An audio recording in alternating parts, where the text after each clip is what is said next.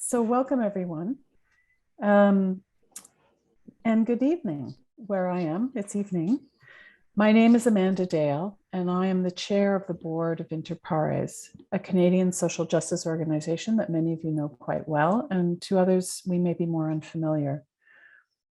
Before we dive in today, I'd just like to let you know that we have simultaneous interpretation into French available for our conversation. Si vous avez besoin d'interprétation, veuillez trouver l'icône représentant un globe terrestre au bas de votre écran.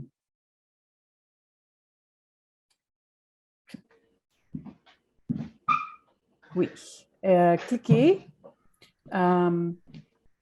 dessus à sélectionner ensuite l'option française.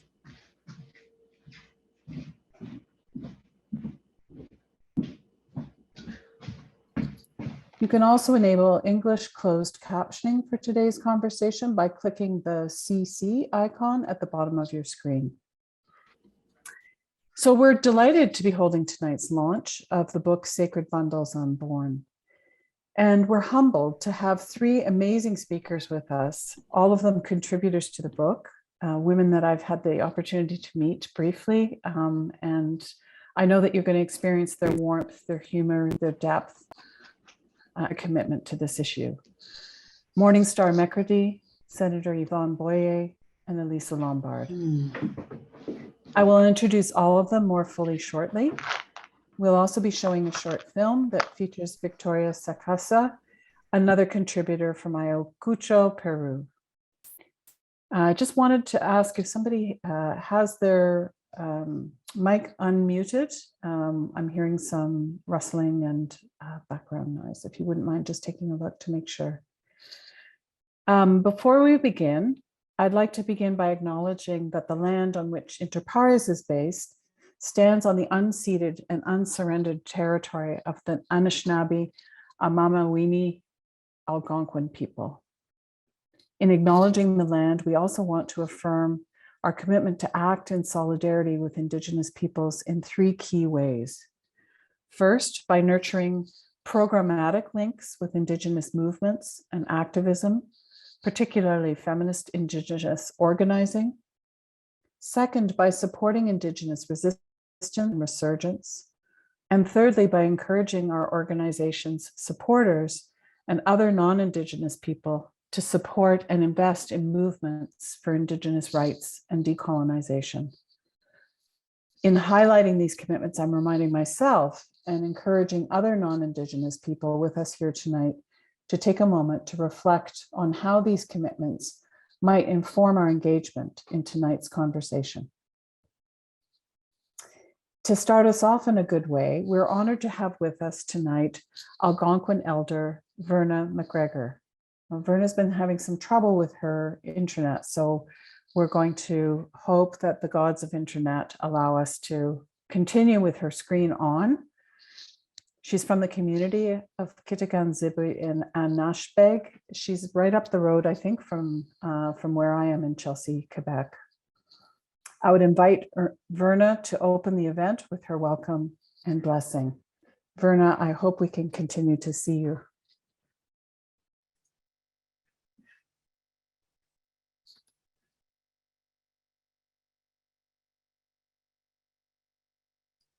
I can't hear Verna. Can you hear her?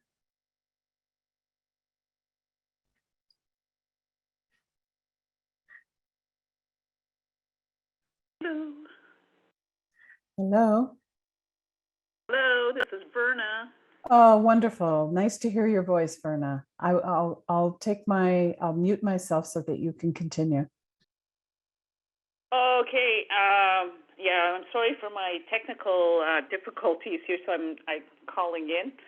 I'm very honored to be here tonight because this issue is also very important. I also work at Minwashin Lodge, and we meet with Senator Boyer very often. And I'm lighting a smudge here too for everybody. And for those who have just come online, I also have my little Peruvian smudge pot for everybody. I'm from Kitigan-Zibi, Nishnabeg, which is 120 kilometers north of Ottawa, which is in Quebec. And Ottawa-Gatineau forms our traditional lands. The other part why I wanted to come here tonight and open to as well is from our nation, our understanding is that women are keepers of the water, men are keepers of the fire. It's that balance.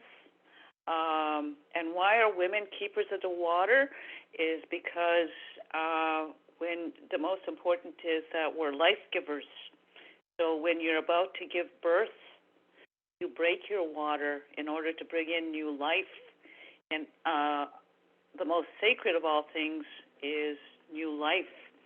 So that's why they associate women with water, and men, there's fire teachings, they're fire keepers, but also because the fire, it's that always that balance of also too as well. One of the biggest teachings of diversity is that although our roles were different when male and female, it didn't mean one was superior to the other, that we balance each other in order to bring in the next generation. And the fire teachings are, for example, the sun, the physical fire of keeping warm too, but also the earth's internal fire, but the fire of your spirit. And the water, again, is guided by the moon, and the male is the sun. So it's always that interaction. So on that note, I'm just going to say a little prayer in Anishinaabe Algonquin to honor our ancestors and to provide strength for this important book launch tonight. So I say, miigwech kajimanido, jenigashkito jama dose koshe nongo momweka kina pamatsijik, we do kwage kwawek, mom de gate the stinis wagonshe nongo, miigwech onde kakina gagishen danoshe, mom de gate in the kimenon, skaki question cousin in the kimenon, we do kwakina pamatsijik. Miigwech onde kakina te kish gon keys this to be keys this shichanong shag we do kwana no not to be keys this onje nagado abdan kakina guch nibi punks inside gun kichigam miigwech onje ishkude kakimijin chimino objetoyan we do kagina wa goje nagado abdan kakina guch ishkude miigwech onje na sewen kakimijin chimino pamatsian we do kakina pamatsich onje mom de get the jacques jik mom ya COVID-19.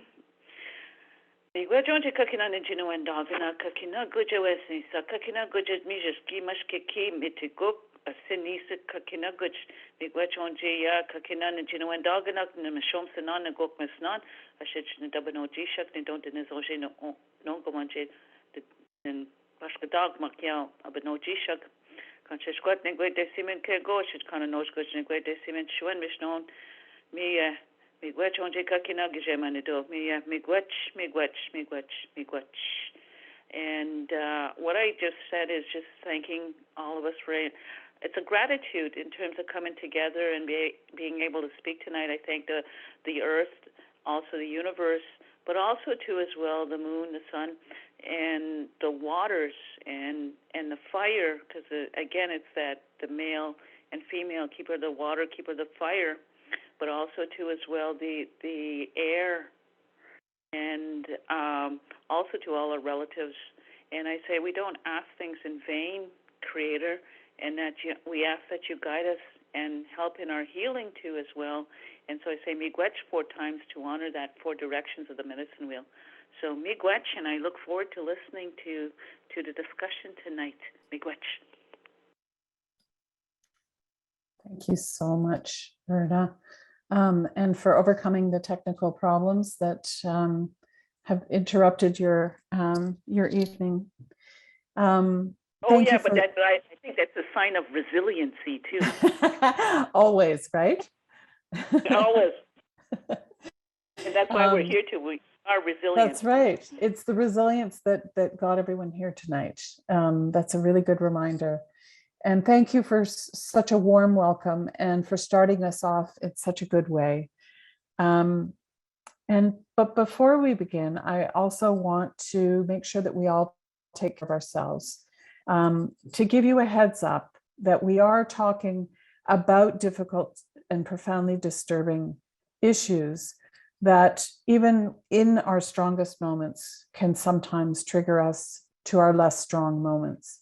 So please take care of yourself. Stand up if you need to, turn your camera off, turn around, get some water, walk around, take some deep breaths, get some tea. We've provided and will provide some numbers for you to call if you feel overwhelmed at any point during this evening or afterwards, or if you need support. We will have some opportunity to speak a bit later about the resilience of the women here assembled who have taken their experiences and made them into a force for change. I just want to say that Sacred Bundles Unborn is a really remarkable project that is truly inspired by Morningstar Mercredi, who was the driving force in creating it. And so I really want to honor you, Morningstar, for joining us tonight, for sharing these stories and bringing these incredible women together to tell these stories. And Morningstar Mercredi is an Athabasca Chippewayan First Nation member in Treaty 8 territory, who is an author, a poet, an artist, a researcher, a social activist, a producer, and an actress. And her advocacy work spans more than 40 years, although she looks 26. And she's been raising awareness on missing and murdered Indigenous women and girls and the LGBTQS community most of her career. As a survivor, she advocates to criminalize forced and coerced sterilization of Indigenous women in Canada. And for the last 2 years, we at Enterprise have been honored with collaborating with Morningstar on the production of this book. Okay, I say we, but really we all know that the we is the staff, and the staff in this case is really Bill Fairborn, who is an honorable woman among men and an honorable a man among men. Bill, we can't thank you enough for bringing us all together in your typically gentle and kind and humor-filled way. Morningstar, before asking you to speak to us a bit about the genesis of the book, I'd like to ask you to read us a short excerpt from your own contribution to Sacred Bundles Unborn. Over to you.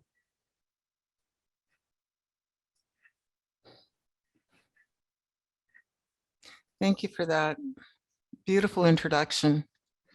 Before I read the poem Void from the book Sacred Bundles Unborn, I want to acknowledge all of the grandmothers, the aunties, my late mother, our sisters, those survivors, those who did not survive, the generations that we will never be able to determine accurately the numbers of those who were sterilized in residential schools, in Indian hospitals, and due to the process of destroying any evidence, those who are unable to find the records that would, again, confirm sterilization.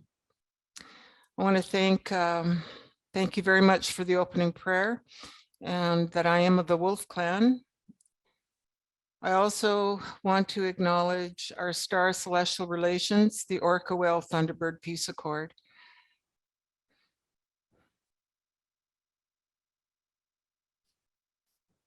Void. Fluid silence ebbs and flows from my blood onto yours, our bloodline, our connective tissue, forming our umbilical cord. We share more than dreams I had of you, of holding you, of loving you, of knowing you. Ours is life. Is it you or I? Does the goddess determine your eye color, the shade of your hair follicles, your skin tone?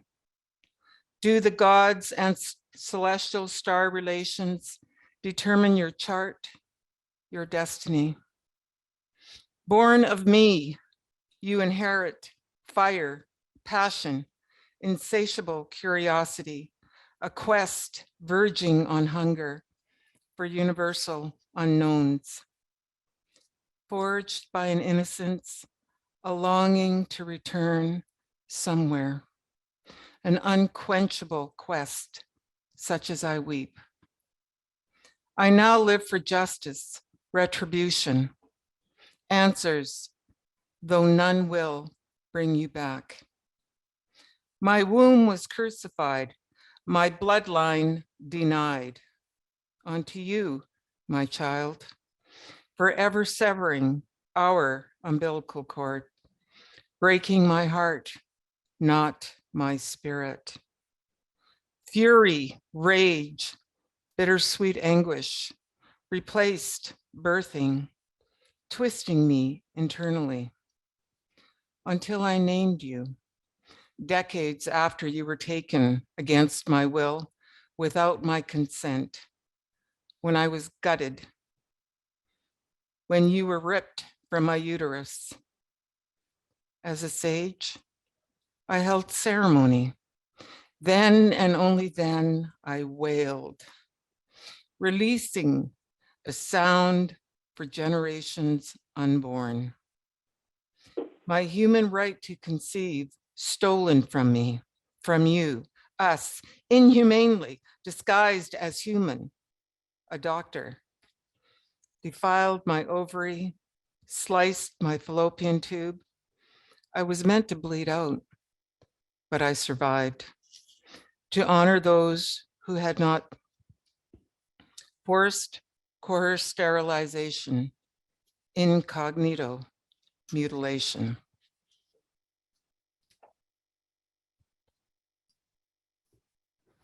Thank you, Morningstar. It's such a powerful, powerful piece. I want to go into a little bit into some of the things that you said in the full piece that this appears in. And thank you so much for sharing these powerful, powerful words. And you mentioned in your published piece, you said, I have an insatiable free spirit that has led me on numerous journeys globally, where I've experienced joy, enlightenment, awe, and disappointment. It was such a beautiful framing. And I thought, as the driving force and inspiration for this book, perhaps this taps into something of what got you to bring all of these narratives together and to tell these stories in one unified piece. Can you tell us a bit about that vision you had and what motivated you to reach out and bring together the fire keepers or the diverse group of people who contributed to this book? Thank you. I first need to acknowledge the matriarchal societies that we as Indigenous peoples derive from. That is the sustenance of who we are. I have to also acknowledge Daffy Puyak, who in her lifetime as a young woman and she's an incredible human being. She has spent her life sitting with a lot of elders, and in the course of her life, she's spoken to them and asked many questions. And of these stories that she received, she was reminded of the treaties and the fact that we're matriarchal societies, so that when the treaty talks were in place throughout what we know as Canada and the various treaty territories, and myself, I'm of Treaty 8 territory, I'm a direct descendant to the signator to Treaty 8. What people are unaware of is when they say, as long as the rivers flow, we are speaking to water. So as long as the rivers flow, in essence, as long as we give life, as we are water, as we are the carriers of water, of the sacred life. So almost in the interpretation, if you're to break it down, it metaphorically speaks to we, as long as the rivers flow, as long as we give life. So when our grandmothers and our aunties and the women and our matriarchal societies went to sit down during the treaty process, the women were excluded from this. kept outside of the forts, kept outside of the meetings and discussions and treaties, etc. And thus the imposition of this patriarchal hierarchy. It's important for me to acknowledge that. And so when we think about, or when I think about in terms of as long as the rivers flow, again, as long as we give life. In terms of the firekeepers, I have to say that, of course, as with with all that I do in terms of my projects and work and creative process and life, living, I began with prayer. I began with the offerings. I smudged, I prayed, I was triggered. In that process, I recognized that in prayer, as we call upon, or certainly as I do, I can't speak for anyone else. In prayers, calling on the grandmothers and the grandfathers, the ancestors, the warriors, just calling onto them and asking for their help, their guidance, protection. And in doing so, I understood that it was necessary to, I understood in particular when I went to Ottawa, where I met, where we all gathered, and pardon me, I can't remember the exact title or name of the conference that we went to, where I was at that point surrounded by some very iconic women. I mean, Senator Boyer, Alisa Lombard, Karen Stout, Natalie, they were just there, and they just enraptured me. And it came at such a critical time. So I understood how empowering that was for me.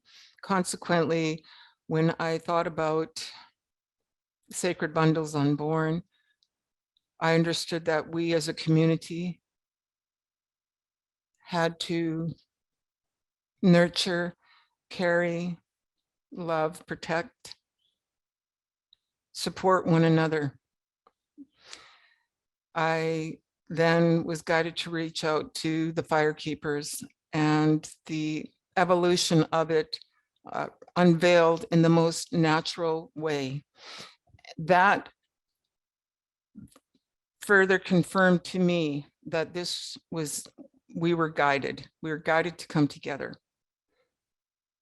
to carry and to care for and to give life to Sacred Bundles Unborn in the most eloquent, humane, compassionate, kind, loving, gentle manner that we could.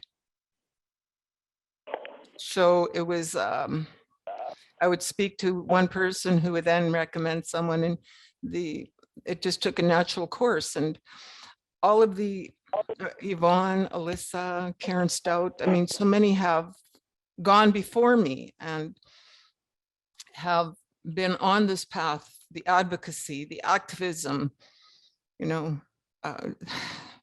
though I may have been the catalyst, so to speak, or we were all carriers, right? And the work was there long before I came along. So I acknowledge all of the firekeepers, and the process was definitely a natural process for me in terms of how it unveiled itself or revealed itself, if you will. I mean, it sounds so fluffy and metaphorical, but honestly, I can't explain it any other way. I was truly You've explained guided. it beautifully. You've explained it beautifully.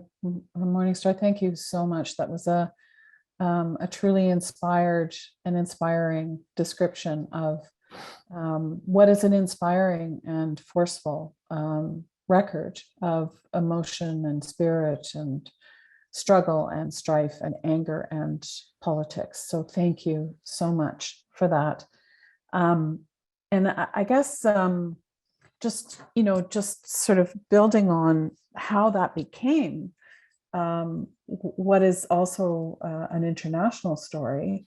I know from Bill that you approached inter pares several years ago for help gathering the testimony of a Peruvian community leader, also a survivor of forced sterilization, so that it could be also, that story could also be incorporated into the book. And Victoria Saccsara is president of the Beautiful Flower Association of Women Victims of Forced Sterilization in Ayacucho, Peru. And I think, a shock to her and to many that this was an international practice, that, was this forced sterilization of Indigenous women was global. And Inter Pares had been working with our Peruvian counterparts for many years to support the efforts of Victoria and other survivors who came together to organize so that they're better equipped to defend their rights, which in fact, they did at the Inter-American Human Rights Commission. So for logistical reasons, I know that it was impossible for Victoria to be with us tonight, although I think somebody's trying to help her connect to at least hear this conversation. I think will be remarkable. But, when we asked them if we could have a conversation with her, if they could interview her so that she would be part of this discussion, they produced a short film, which is truly phenomenal, like an incredible artistic effort to connect us with this story tonight. And we're proud to share the debut of this film, actually, this thing. And we've made it short enough for to stand in for what Victoria wanted us to hear about her contributions to the book and her contribution to the struggle. And it's subtitled, the film is subtitled in English. So if you have the closed captioning enabled on Zoom, you may want to turn it off while the video plays so that you don't get both things happening at once. So I'm just going to turn to the magnificent wizards behind the scene to get that film rolling for all of us.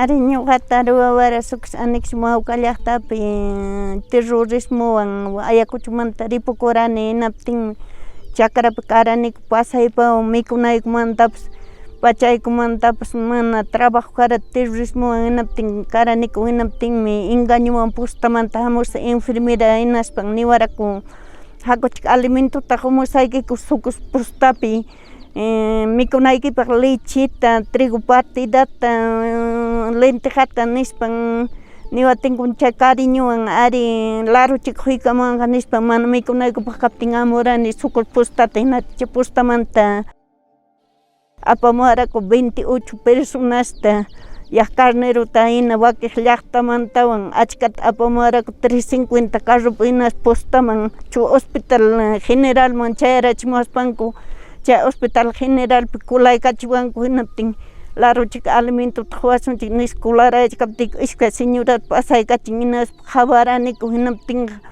pasaykachin hinaptinmi kayna uchkuchanta hawaykuspa escapakaramuyta munarani imatataq ruwachka nispa todo ruyaq pachayuq halacha hapiruspan camillaman estiraykuspan chaypi opera hina kachkasi hinaptin escapakamuyta munati punkupi hapirwaspan yaja nata hinaña apaykuraspan chay naman halacha pachayta cambiaykachiwan hinaspan camillaman estiraykachiwan hinaptin kaynacha suyrutinayku watin manguerachanta yawarni kutisqanta hawachkaspa halachata quedarusani manani imayna kasayta musyakuranichu hinaptin pampachapi kayna hospital colchonpi kasani hinaspa maypima kachkani nispa qhillu enti chataña hawaykuni hinaptinqa ñam tardearon, no te muevas, si no vas a romper tu herida, nispan niwatin imatata operaron, operaron que kunan manaña wawa que kangachu esterizaron que o sea ligadura tamaruaron que nispan niwatin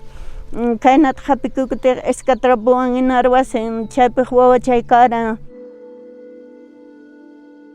año 4 meses chay hinaptin chay wawaytapas deja kachiwas para apamuara inas chayta ruwawara ya animalta hina pampakunapi mana kama kaptinpis kuchunkunapi iskay karaniku todo suero chayoq ni alimento warakpas yanga mentirawan apamuarakun mana ni chulla leche ni lenteja ni ima jalachik warakuchun ni papelchata pegachispan jarqurwara las 9 de la mañana mana desayuno tumasatinaptin nita qullqipis karachuripunaypaq jalay hinaptin imantata ruwash nish Oaxacaptin huqaru gratis apawara waka libertadores riqnin carro grifo Ayacuchmanta hinaptin ripurani mana puri atiq karani killachan 95 tam chayta ruwawara septiembre killapi.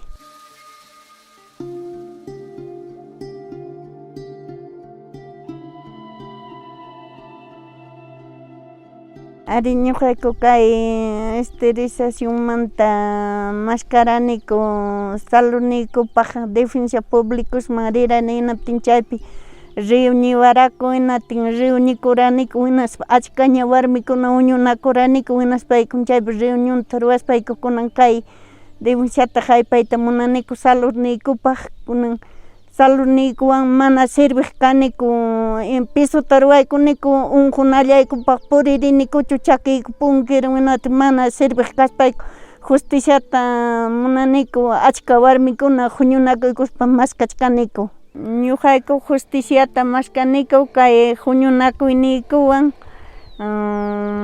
mana valiq kasaykuwan kay ruwaqniykutam justiciata munaniku yanapawanankupaq mana llasaqpaq servisaykuwan mana puriypaq servisaykuwan.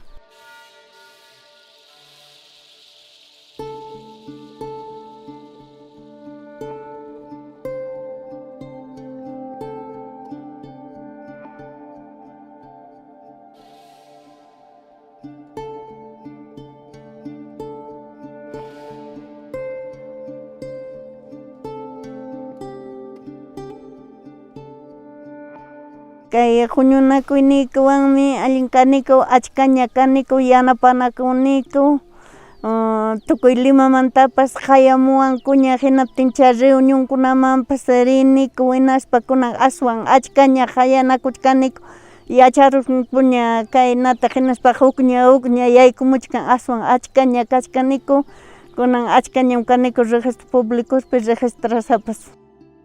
Gracias llapallan warmi masiykunata saludakuni kay yachay Juzganta ñuqa niman warmi masiykunata tiksi muyuqpi ñuqa hina ñakariqkunata sasachakuqkunata yanapanakuspa ñawpaqman lluqsinaykupaq.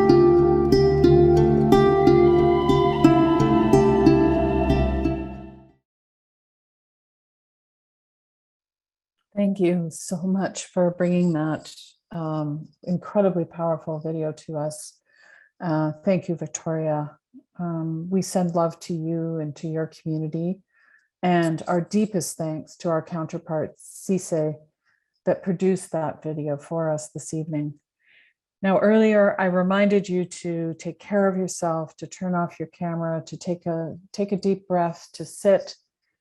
This is an incredibly powerful and impactful testimony that Victoria has given us, along with her strength to keep persevering and to keep seeking justice.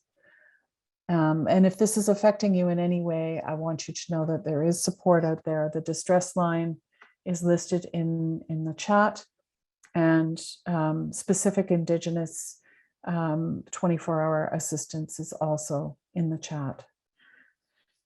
So as we take a deep breath and move on to our next, the next part of our discussion, I just wanted to say that, you know, Morningstar, your incredible story of how this all came together and the role that you played which you're very humble about, to be the center of bringing all of this powerful testimony and all of these women together, was very central for Victoria.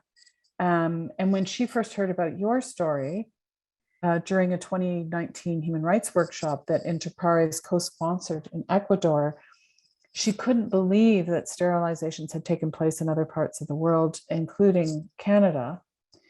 And sadly, this is a reality that the rest of our speakers also know all too well.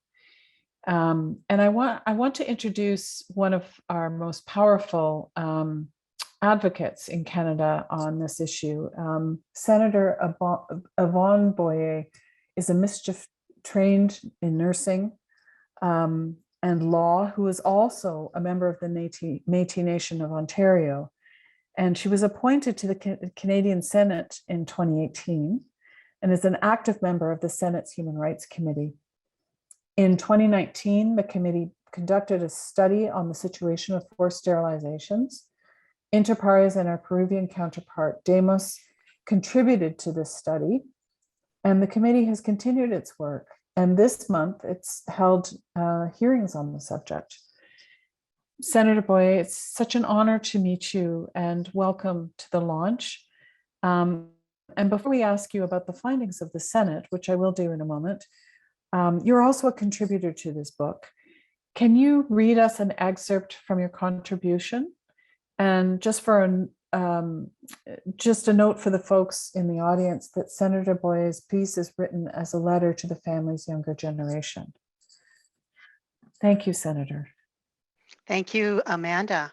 And I'd like to thank Elder McGregor for her beautiful prayer to start us off in a good way. And I'd like to thank Morningstar for her words, and Victoria for your words as well. It means a lot. My role in all of this has basically been a conduit, and I get stuff done, and I guess that's pretty much what my role is to scream a little and get stuff done. My contributions, realizing that I'm incredibly privileged to have grandchildren and great-grandchildren and be able to name them. I have written to them about this issue, and the story that I've added in the book is dedicated and speaks to my grandchildren. This part I'm going to read to you is about our Auntie Lucy. And the story goes that I've always had an interest in addressing atrocities on behalf of vulnerable people, and in particular in our own family. As a little girl, I lived with my aunt, your great Aunt Lucy, who gave her name to at least one of you. And I heard bedtime stories about what it was like to live in a tuberculosis sanatorium. I have a bright and clear vision of her being a tiny little brown girl in a big metal hospital bed with starched, crisp white sheets. She was quiet and obedient and scared, at least in the early days. In the book, I added a photograph of her at age 14. She was getting dropped off at Fort Sand by her parents. She was very sick, and she said she didn't think that she was going to live. Tuberculosis in those days was a deadly disease. She was the only child to get it in the family of 13 children, and she got it from a cow. It was called bovine tuberculosis, and it lodged in her spine. And I think she acquired tuberculosis of the lungs when she was a patient all those years. She had experiments done by the doctors on her lungs and her ribs. Auntie had a thirst for knowledge, and she would read a book a day. She had to use those funny looking prism glasses that allowed her to read a book while she held it in her hands, propped up on her little chest.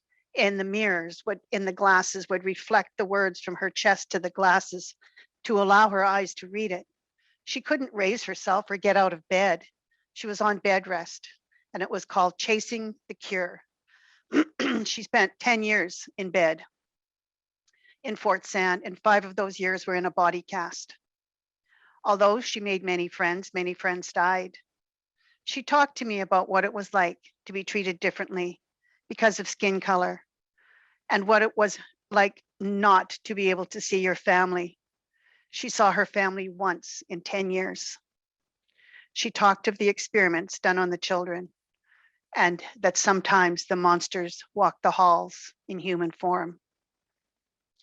I do think it was because of her and my dear mother that I got grounded in the sense of importance of standing up for what was right and speaking on behalf of people that could not, those who had their tongues cut out in one form or another.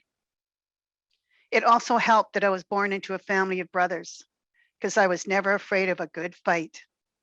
I guess that's why I chose to be a lawyer. I became a lawyer many years ago and have continued to use my voice and skills to speak for and fight for people that would not and could not fight. I want to continue my story about fighting to stop the practice of sterilization when someone does not want to be sterilized or does not know it's permanent. Auntie never had any children, and I believe she was sterilized in the tuberculosis sanatorium. I now think of Aunt Lucy in the spirit world, and I think of my mother in the spirit world. And I believe that we as women are connected by something so ethereal, so deep, and so spiritual that it cannot be named in our languages, but it can be aptly described as looking like fairy wings. Fairy wings are made of gossamer.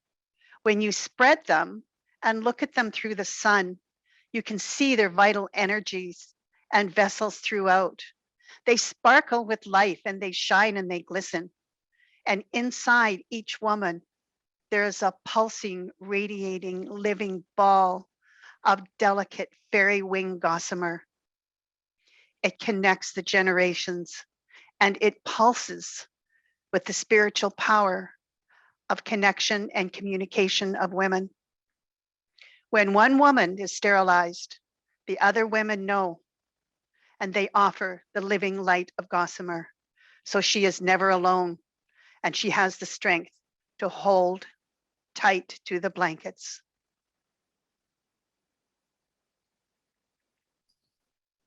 Thank you so much. That is such a beautiful and powerful image that gives us hope and strength in the moments of fragility that we describe throughout this evening. Thank you so much for that, Senator Boyer. And talking about that fighting spirit in you, I know that the Senate's Human Rights Committee issued a preliminary report of its findings in 2021, and it's conducting a second phase of this study as we speak. Can you tell us just briefly, in a few minutes, what motivated the committee to undertake this study, and what have you heard so far that are the recommendations of the committee? Well, the report that's been tabled and published in 2021, one of the recommendations is that the Government of Canada respond to the report right away. And another recommendation was that we hear from survivors in a future study. So that is what our next step has been. And we've just finished hearing testimony from 11 people, and many of them have been survivors, and their testimony has been very, very powerful. There's an unbelievable amount of trauma that was heard, and Canada had to hear that. It's been very, very important that these women have been so courageous and so brave to tell their stories, because this is just the beginning. We're going to be able to compile this into a report. We're in the process of doing that right now, and it will be tabled in the Senate. We're hoping, well, it will be by the end of June by the time the Senate rises, and it'll be published and released in early July. And we will, I think this is just one of the methods of screaming my head off, is being that conduit and and bringing the people together to be able to formulate enough power so that Canada's got to listen. Canada's got to listen. Canada's got to stop this. So to me, it doesn't move as quickly as I'd like it to, but I'm that's one of the things that I believe I've had to learn how to do working in the Senate, is learn how to be a little more patient. And so we're working at it when we're doing it. So, you know, early July, you'll see a press release and lots more screaming. Fantastic. We will all scream along with you. And I know that Inter Pares will amplify that report. Who knows what will come of tonight's discussion and tonight's solidarity in terms of being able to take that moment and bring what we've done here tonight and all the energy and commitment that is here assembled, and make sure that that report never gets a chance to get ignored. Thank you. The power of the women. We're stronger together. Exactly. And so, speaking of those gossamer wings that connect us all and that sparkle, I really want to talk to our next guest, who, like all of the women here, I've heard about long before I was able to be here tonight. And she's someone who's been advocating for this on this issue for many years at the national and international level. And she's our final speaker, Alisa Lombard. Alisa is a citizen of the Mi'kmaq Nation. She's a lawyer representing Indigenous women in collective actions against those responsible for forced sterilization and other forms of obstetric violations. Alisa's legal expertise centers around matters involving power inequalities and the structures designed to address them. Her academic research focuses on the reproductive injustices suffered by Indigenous women worldwide and constitutional accountability of medical professionals and their regulators in law. Alisa, I've heard about you for years through the community of feminist lawyers that I've been associated with, and I'm just so thrilled to hear what you have to tell us tonight. You're also a firekeeper. Can I ask you to read an excerpt from your contribution to the book that you'd like to share with us tonight? Sure. Thank you, Amanda. And thank you, Elder McGregor, for that beautiful prayer and all the words that came before mine, Morningstar and Senator Boyer. And of course, thank you, Amanda, for doing the hard work of keeping us all on task and on time. My reading will be nearly as moving as my predecessors here, but hopefully, my hope is that it will be helpful and informative. So here it goes. None of the words that I will share resonate as dearly, nearly, and clearly as our own. In Ilnu, Mi'kmaq, bodily autonomy can be understood with two terms. First, al-sumsin, which means that you exude great control of yourself and self-autonomy, and keskelumsin, which means that you exude great self-preservation and protection of yourself. The legal elements of consent are tied to Section 7 of the Canadian Charter of Rights and Freedoms. They are amplified where a non-essential, non-emergent procedure is at issue. Consent is established through a series of legal cumulative requirements. Where a procedure is non-essential, non-emergent, and non-therapeutic, such as a permanent form of birth control, the requirements of consent are thusly amplified. It is incumbent on the doctor who is obtaining consent to prove that a patient's consent is legitimate. Legitimate consent must be voluntary and free from coercion or undue influence, provided by a patient with capacity referable to both the specific procedure and operating surgeon, and informed. The onus is incumbent on the doctor to prove that all the elements of consent have been met. There's a difference between the existence of protective legal principles and their actual accessibility to marginalized groups of historically oppressed populations and genders, like Indigenous women. When the barriers attaching to access to justice or legal protections are twofold, as they are with Indigenous women on account of race and gender, the chances of achieving a measure of justice are less likely for the group experiencing discrimination than they are for the person who is not part of a group that experiences discrimination. This results in systemic discrimination fueled by racism and sexism. I do not know of an instance where an attending male in a delivery room was approached with haste, indicating to him that a vasectomy was required on account of the number of children he has, his perceived ability to support them, or his perceived ability to parent them. Although I would say that this is unacceptable, it is even less acceptable for a woman in labor and delivery to be approached with a similar proposition without the benefit of the safeguards entrenched in the doctrine of consent that I just described. Ongoing state inaction, impunity, and a lack of accountability exacerbates the problem and the sentiment of violation among survivors. Intersectionality is a necessary component to resolving the decade-long violations arising from forced and coerced sterilization. Thank you. Thank you, Alisa, for bringing together the legal frameworks that we are both oppressed by and need to use in order to shake off the shackles of this kind of racist colonialism that is driven by misogyny that you're describing.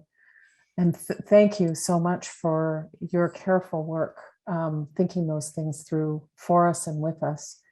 I have so many questions for you, Alisa, but given the time that we have left, and given the nature of the group of people that we have here tonight and the stories that we've heard, I know that you met Victoria at the international meeting in Ecuador, and you've been part of many international efforts to draw attention to the situation of women impacted by forced or coerced sterilizations. And I'm wondering if you can tell us just a bit about this work, both in Canada and internationally. Mm-hmm.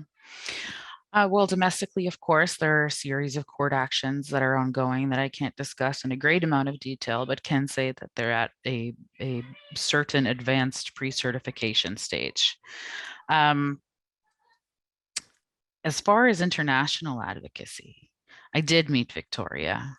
And interestingly enough, when I rushed off to get this little shawl here to not, you know, to at least look like I was wearing a little bit of a blazer, it just occurred to me when her video came on that this was actually made in Ecuador. And so I did that completely by happenstance, not on purpose at all. So it's like having a warm blanket in talking about these issues. And so as far as what has happened internationally, I have traveled to the United Nations in Geneva and Switzerland to speak with the United Nations Committee Against Torture to denounce this practice vehemently with a measure of success, and in many other locations in the Americas. And what has become abundantly obvious is that no matter where you go on this particular issue, the outcome is the same. The details of the occurrence might vary slightly, but the outcome is the exact same. And the survivors share very similar stories and experiences of loss. And so I think that, you know, in doing that work, it has become abundantly obvious that consent is not sitting in the seat that it must to protect life givers. And that a big part of our work, or the way that I personally see it, a big part of my work is to continuously try to push that forward as a fundamental piece in overcoming and repairing that which has been that which has been broken for too long in the delivery of obstetric and maternal health care. So I don't know if that was helpful. Yeah, it was very helpful. And I know that there's the special rapporteur on violence against women has initiated, the previous one had initiated a study on obstetric violence, which I think extends this notion of how women are brutalized in their very center of their being, and for the things that make them uniquely them. And I think you've really given us, it's such a beautiful thing that you've done together, all of you, to have this so many different representations of how this has impacted law, society, spirit, community, nation. And I think we really get a full picture, and your contribution, Alisa, also gives us the sense of some of the tools we can use to fight back. So I really appreciate the way that you have rounded out that discussion for us here tonight. I know that I've got special elves working behind the scenes, checking for questions, and we have seen some comments coming in, thanking everybody for their contributions, including words for Victoria that we will pass on if she wasn't able to dial in tonight. And because we're so close to the end, I just want to make sure if there are any questions that they've been asked, so that the elves can make sure that I see them. And otherwise, I'd like to move to wrap up, to be respectful of the time that we've committed to each other and to the circle that we've created tonight to be together. And on behalf of Enterprise, I'd really like to thank, particularly, of course, Verna, Morningstar, Victoria, Yvonne, and Alisa for their participation tonight, for being so giving, and for being so powerful, and to be stalwart, and to be keepers of the fire, keepers of the struggle, to make sure that no one has to ever go through this again. And I want to thank our fabulous interpreters, Magali and Isabel. Tonight's discussion really reveals, once again, as Alisa described for us towards the end, the systemic bias and discrimination against Indigenous people and women in the provision of public services in Canada and Peru. It's a pattern that needs to be exposed, and I know that the report that Senator Boye is going to release is going to be another tool for us together to use, again, to extend those gossamer wings and to extend the inspiration that grabbed Morningstar and forced her to be in this position of bringing together these stories and these strong, strong women. Sterilizing people without their free, full, and informed consent is a form of violence and torture, as Alisa described. Measures to prevent births within ethnic or racial groups is explicitly prohibited by the Convention on the Prevention and Punishment of the Crime of Genocide. We join our counterparts in Peru and all our allies in Canada in calling on our respective governments to do three basic things: investigate it, stop it, and ensure justice for survivors. We also want to remind each of you here tonight that you can take action too. So for sure, look out for that report and contact your member of parliament in your provincial, territorial, or federal riding, and tell them that this practice needs to end. I want to thank all of you who joined us tonight. We invite you to make sure that you get a copy of the book, Sacred Bundles Unborn.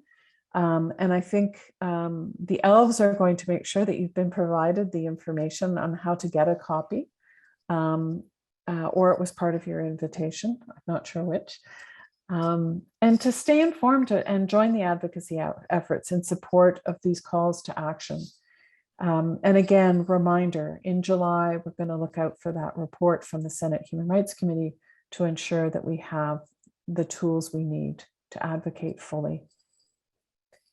So once again, thank you. And thank you, Verna, for starting us off in such a beautiful way, and for smudging, because I think we all although we couldn't even see you properly, I think we all felt the power of that smudge. And I think we're going to take it back into our homes, into our evenings, into the places that we will be from here on. And that healing is going to follow us into the conversations that we have respectfully about the importance of addressing this incredibly gross human rights violation. So thank you, everyone, for being here tonight.